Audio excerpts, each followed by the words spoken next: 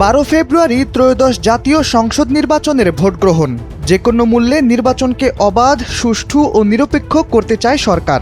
নির্বাচন নামক মহাযজ্ঞকে সামনে রেখে ইতোমধ্যে সক্রিয় অবস্থান নিতে যাচ্ছে আইনশৃঙ্খলা রক্ষাকারী বাহিনী। রীতিমতো হেলিকপ্টার নিয়ে যে কোনো রকম অরাজকতা ও সহিংসতা রুখে দিতে প্রস্তুতি গ্রহণ করে রেখেছে বর্ডার গার্ড বাংলাদেশ বিজিবি।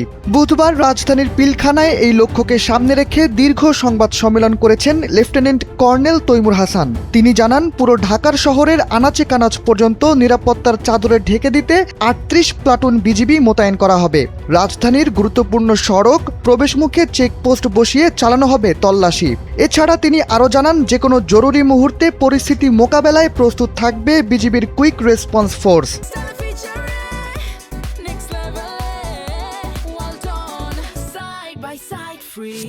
এমনকি নিরাপত্তাকে আরও জোরদার করতে আকাশে উড়তে দেখা যাবে বিজিবির বিশেষ ট্রেনিংপ্রাপ্ত হেলিকপ্টার।